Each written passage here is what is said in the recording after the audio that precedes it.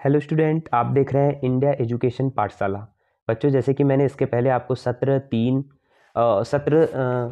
जो 1 है और 2 समझाया हुआ था। इसके बाद आज सत्र 3 सोलेनेसी परिवार की फसलों में एकीकृत कीट प्रबंधन, रोग प्रबंधन। इसके पहले मैंने रोग प्रबंधन और कीट प्रबंधन के बारे में समझाया हुआ था तुमको। एकीकृत कीट प्रबंधन है ना, क्या होता है। तो आज हम इसको पढ़ते हैं, एकीकृत कीट प्रबंधन को। अगर आप मेरे YouTube चैनल में नए हैं तो सब्सक्राइब जरूर कर लें, जिससे कि आने वाले सभी वीडियो आपके पास मिलते जाएं।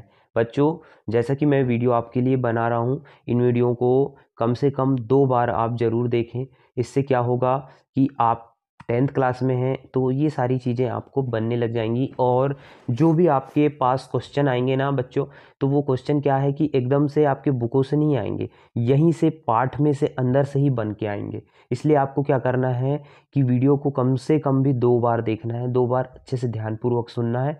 तो क्या होगा, आपको सारी चीज़ें बनने लगेंगी, है ना। चलिए, अब हम पढ़ते हैं एकीकृत कीट प्रबंधन, IPM। बच्चों, एकीकृत कीट प्रबंधन का मतलब क्या होता है? हमारे खेतों से कीटों का नियंत्रण करना। हमारा जो ये खेत है, तो इसमें जो कीट हो गए हैं, इनको कैसे हम नियंत्रित कर सकते हैं, किन किन विधियों से कर सकते हैं, है ना। ये सारी चीज़ों को, रोगों को कैसे नियंत्रित हम कर सकते हैं आसानी से, ये सारी चीज़ों को हम पढ़ते हैं, है ना। तो एकीकृत कीट प्रबंधन या फसलों के कीट नियंत्रण के लिए एक कुशल और आसान तरीका है ना। इसमें कीट नियंत्रण लगभग सभी तरीकों का उपयोग किया जाता है। देखो, एक सारणी के माध्यम से एकीकृत कीट प्रबंधन IPM जो है, इसको समझाया गया है किस किस प्रकार से हम करते हैं। पहली तो देखो बच्चों, सांस्कृतिक विधि, भौतिक नियंत्रण, है ना, यांत्रिक विधियां, व्यवहारिक विधि है, जैविक विधि है और रासायनिक विधि है। ये 5 प्रकार से हम क्या करते हैं बच्चों, कीटों का एकीकृत, मतलब कीटों का नियंत्रण करते हैं। उसे ही कहते हैं हम एकीकृत कीट प्रबंधन। ये सारणी को आप ध्यानपूर्वक रट लीजिए। यदि एकीकृत कीट प्रबंधन का एक क्वेश्चन आता है कि आप कैसे करोगे, तो ये 5 विधि को आप लिख दिए आपने और डेफिनेशन लिख दिए, तो ये समझ लो आप बहुत ही अच्छे से आप नंबर पा सकते हैं। अब हम इतनी चीज़ें पढ़ तो लिए, अब जरा पढ़ें, जरा सांस्कृतिक विधियाँ क्या होती हैं, जाने जरा। सांस्कृतिक विधियाँ, सांस्कृतिक विधियाँ नियमित कृषि क्रियाओं का उपयोग करके अनुप्रयोग के समय या विधि में मामूली संशोधन द्वारा संक्रमण को कम करने के लिए किया जा सकता है ना। ये कार्य निवारक विधि है।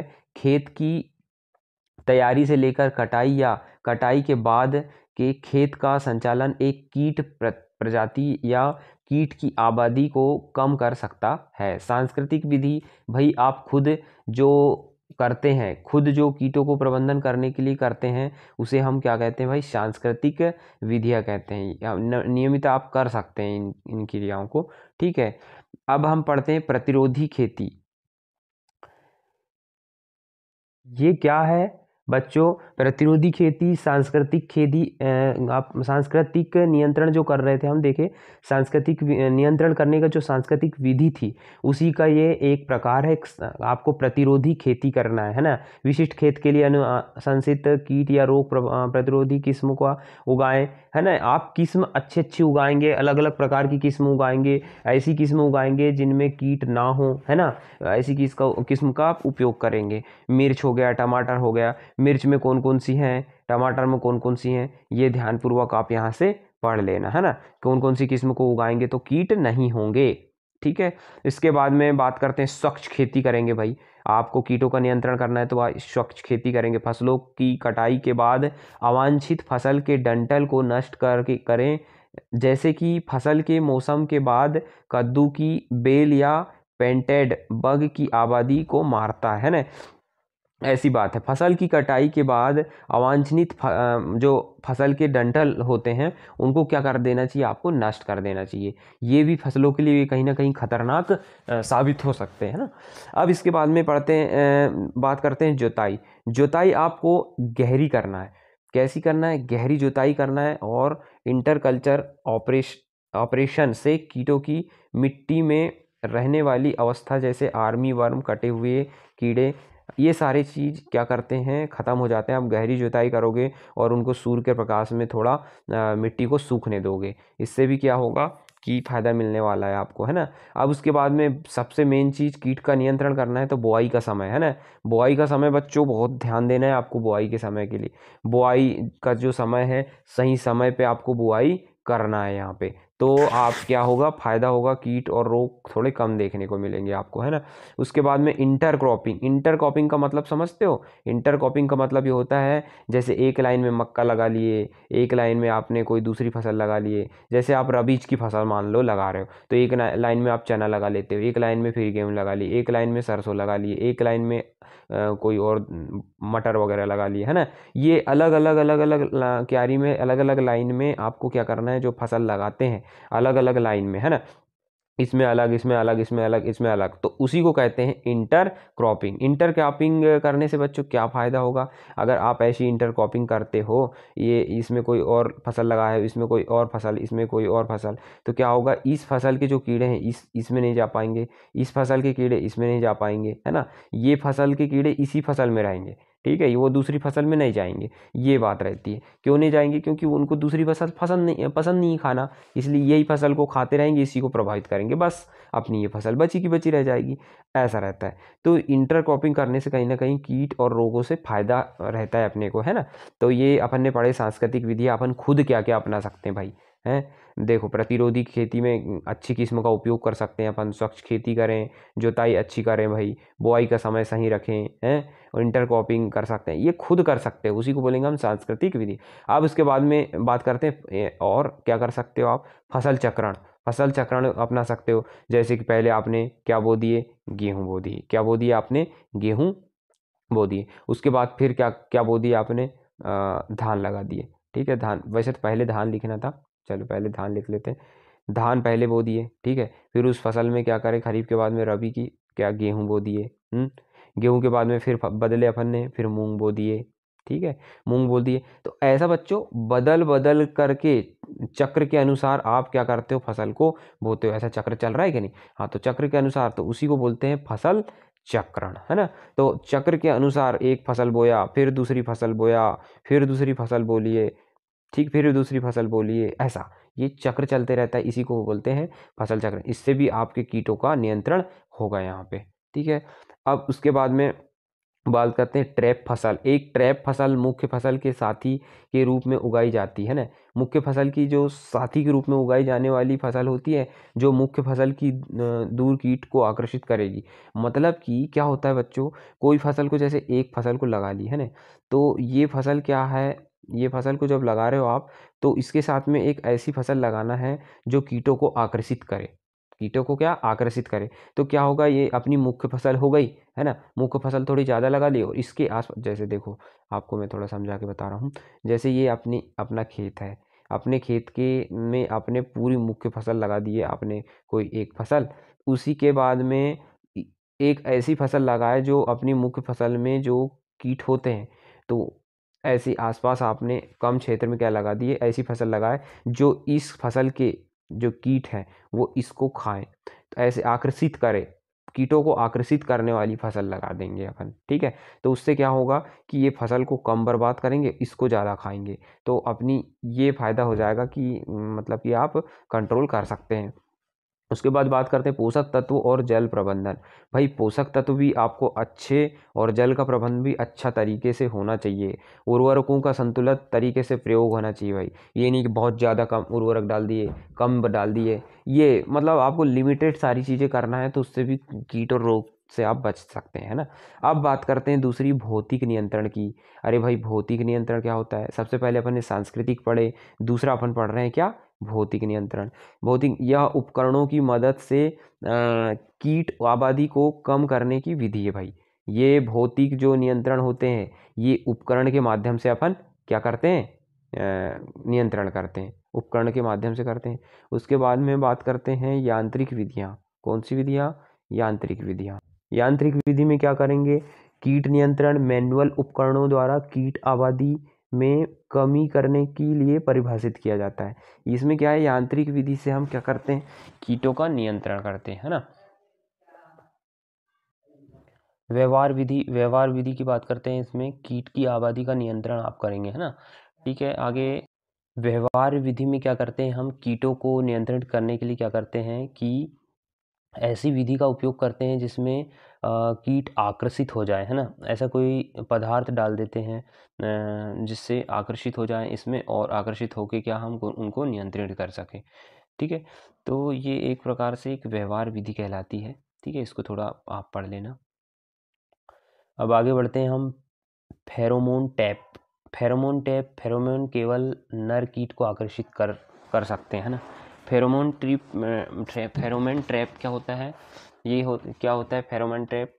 ये ऐसा होता है जिसमें क्या नर कीट को आकर्षित करता है। क्या करता है, नर कीट को आकर्षित करता है। टमाटर फूड बोरर के लिए हेली ल्यूर का उपयोग, भिंडी फूड बोरर के लिए एरी विल्ट ल्यूर, और बैगन सूट के लिए ल्यूसीन ल्यूर, और मादा फ्रूट फ्लाई के खिलाफ मिथाइल यूजेनाल टैप का उपयोग कर सकते हैं ना। उसके बाद फेरोमोन ट्रैप का उपयोग ना तो निगरानी या मास ट्रैपिंग या मैटिंग विघटन के लिए किया जा सकता है। अब ये तो हुई फेरोमोन ट्रैप से हम कीटों का नियंत्रण करते हैं। उसके बाद में आगे बढ़ते हैं जैविक नियंत्रण। बच्चों, हम जैविक नियंत्रण कैसे कर सकते हैं, देखें। जैविक नियंत्रण तो पहले समझें, जैविक नियंत्रण क्या होता है। कीटों में कुछ प्राकृतिक शत्रु होते हैं जो कीटों को कम करने के शिकारी, परजीवी, रोगाणुओं, पक्षियों और अन्य जीव का उपयोग होता है ना। तो ये देख पा रहे हैं आप ऐसे जो कीट होते हैं, देखो ये जैविक कीट में क्या होगा कि एक कीट है, बड़ा कीट, जो छोटे छोटे कीट दिख रहे होंगे आपको। तो ये कीटों को क्या, ये खा जाता है ना। तो इसी को मतलब इससे हम जैविक कीटों को से नियंत्रण, जैसे ये देख पा रहे हो आप, ये इल्ली खाने वाला कीट है। तो ऐसा ये जैविक नियंत्रण हो जाता है। तो इसमें क्या होता है कि जो कुछ प्रमुख कीट रहते हैं, इनको हम पालते हैं। तो ये क्या होता है कि छोटे कीटों को खा लेते हैं। तो उससे अपने आप क्या है, कीटों का नियंत्रण हो जाता है। परभक्षी कीट जो कहलाते हैं। तो परभक्षी क्या कहलाता है, इसको थोड़ा समझते हैं। परभक्षी क्या होता है, जीव जो अन्य कीड़ों को खाते हैं। ऐसे जीव को शिकारी कहा जाता है, शिकारी कीट भी कह सकते हैं आप इनको।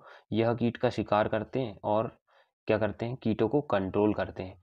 ठीक है, इसको जैसे उदाहरण के लिए पढ़ें, लेडी बर्ड बीटल एफिड्स को खाता है ना। लेडी बर्ड बीटल किसको खाता है, एफिड्स को खाता है। पक्षियों की रक्षा करें, जैसे कि परिजन, कौवा, सफेद बगुला, कोयल, कठफोड़वा, सारंग, वार्बलर और बल्बलर, जो कीड़ों को खाते हैं, है ना। क्या करते हैं, ये सब कीड़ों को खाते हैं। जैसे उल्लू, चमगादड़, मोर, चूहे और मूसक की आबादी को क्या करते हैं, ये नियंत्रित करते हैं। ठीक है, अब ये तो हुआ पर भक्षी। क्या होता है, परभक्षी मतलब सीधे खा लेते हैं। उसके बाद में आते हैं हम परजीवी। परजीवी कीट वे होते हैं जो अन्य कीड़ों के शरीर के अंगों को खाते हैं, है ना। क्या करते हैं, शरीर के अंगों को खाते हैं। आंतरिक या बाह्य रूप से परजीवी कहलाते हैं। परजीवी जैसे उदाहरण ये आप पढ़ लेना आप ध्यान से, परजीवी कौन से होते हैं। मैं तो बस बता दे रहा हूँ आपको कि ये होते हैं रोगजनक वे सूक्ष्म जीव हैं जो कीटों के लिए रोग विकसित करते हैं, है ना, और कीटों को मारने में मदद करते हैं। रोग विकसित करते हैं भाई, ऐसे कीट होते हैं खतरनाक। बताओ, कीटों को नियंत्रण कीट ही कर रहे हैं, कितनी अच्छी बात है। इसके बाद में आगे आते हैं वायरस HANNPV, है ना। ये वायरस का उपयोग टमाटर फल छिद्रक के खिलाफ किया जाता है। ठीक है, अब वानस्पतिक कीटनाशक का हम उपयोग कर सकते हैं। वानस्पतिक कीटनाशक का उपयोग करके हम क्या कीड़ों और रोगों को नियंत्रित कर सकते हैं। जैसे कि नीम का जो पेड़ होता है, उससे हम क्या करते हैं, यह एक कई सक्रिय यौगिक शामिल हैं इसमें भाई। ठीक है, जैसे एजिडोरेक्टिन जो खिलाने वाले आहार का काम करता है। कई प्रकार के कीड़ों, माइट्स और नेमेटोड्स प्रभावी भाई। इसका क्या, नीम का आप क्या करोगे, तेल निकाल करके कीटनाशक आप बना सकते हो, है ना। नीम के तेल से कीटनाशक बना करके आप कंट्रोल कर सकते हो कीड़ों को। फिर उसके बाद निकोटीन की बात करते हैं। निकोटीन कहाँ से मिलेगा आपको, यह तंबाकू से प्राप्त होगा। कहाँ से प्राप्त होगा, तंबाकू से।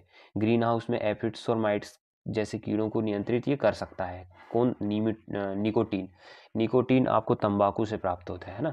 तो बात करते हैं आप उपयोग कैसे, आप कीटनाशकों का विवेकपूर्ण उपयोग करें भाई। सही कीटनाशक सही मात्रा में सही समय पर सही जगह करना है आपको, है ना। ये चीज़ों का आपको ध्यान रखना है। अगर कीटनाशक का उपयोग कर रहे हो तो आपको सही कीटनाशक का उपयोग करना है, सही मात्रा सही समय और सही जगह में आपको उपयोग करना है। रासायनिक कीटनाशक तभी लगाएं जब अन्य प्रभावी तरीके उपलब्ध ना हो, ठीक है। रासायनिक तरीका आपको जब भी उपयोग करना है जब आप प्रभावी नहीं है और कीट नियंत्रण नहीं हो रहे हैं, तब उस कंडीशन में आपको रासायनिक कीटनाशक का उपयोग करना है। कम जहरीले और कम लगातार कीटनाशक चुनें, ठीक है। जहरीले कम हों ऐसे और लगातार डाल सको ऐसे कीटनाशक का उपयोग आप कर सकते हैं। चयनात्मक कीटनाशकों का चयन करें जो कीट प्रजातियों को नियंत्रित करते हैं लेकिन लाभकारी प्रजातियों और तटस्थ प्रजातियों को छोड़ देता है ना। अब बात करते हैं एकीकृत रोग प्रबंधन। अभी तक अपन ने क्या पढ़े थे, कीट प्रबंधन। अब पढ़ते हैं रोग प्रबंधन। थोड़ा टॉपिक कठिन है, इसको ध्यान से आपको समझना है।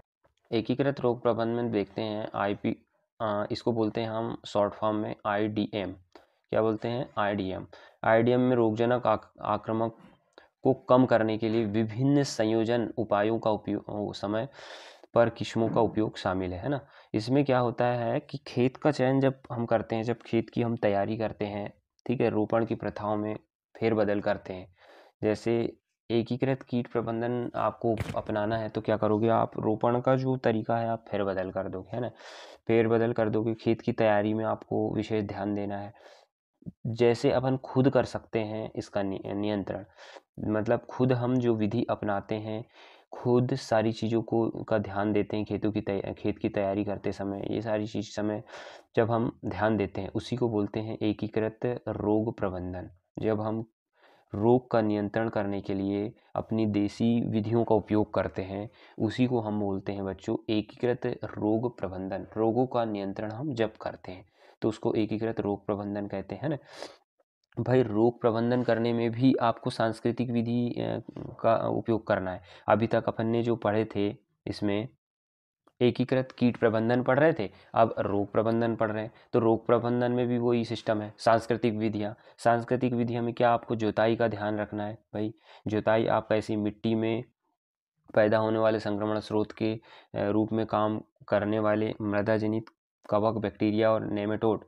क्या होता है, आप जब मिट्टी में जुताई करते हुए खेती की, तो खेती की जुताई करते समय आपको क्या करना है, गहरी जुताई करना है। क्या करना है, गहरी जुताई करने से क्या होगा कि आपकी मिट्टी पलट जाएगी, है ना। मिट्टी पलट जाएगी तो क्या होगा कि आपके जितने भी कवक बैक्टीरिया नेमेटोड्स हैं ये सारे धूप के प्रकाश सूर्य के प्रकाश में आप इनको ख़त्म कर सकते हो। तो गहरी जुताई करा करके आपको मिट्टी को पलट देना है, तो अंदर जितने भी कीट कवक बैक्टीरिया नेमेटोड हैं वो सारे ख़त्म हो जाने से क्या होगा, रोग भी आपके ख़त्म हो जाएंगे, है ना। अब इसके बाद में रोग भी जो होगा वो सारी चीज़ ख़त्म हो जाएंगी। जैसे कीट ख़त्म हो जाएंगे वैसे रोग ख़त्म हो जाएंगे। कीट नहीं होंगे तो रोग नहीं होगा, सीधी सी बात।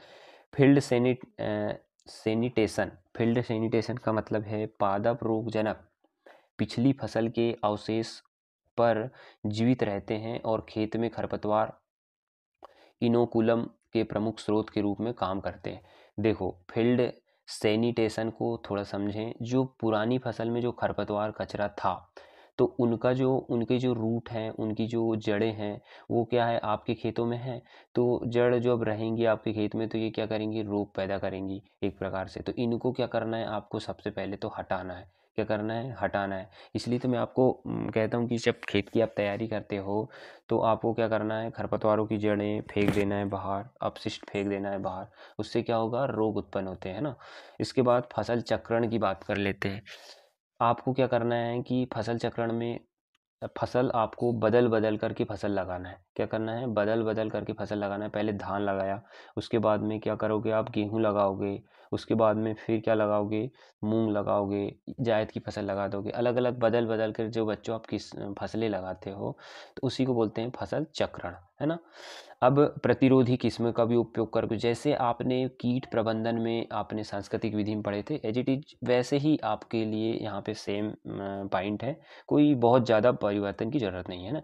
फसल चक्रण करेंगे, प्रतिरोधी किस्म का उपयोग करेंगे, बुआई के समय का ध्यान देंगे, बीज का उपचार कर लेंगे। ये मेन चीज़ थोड़ी सी जुड़ रही है यहाँ पे।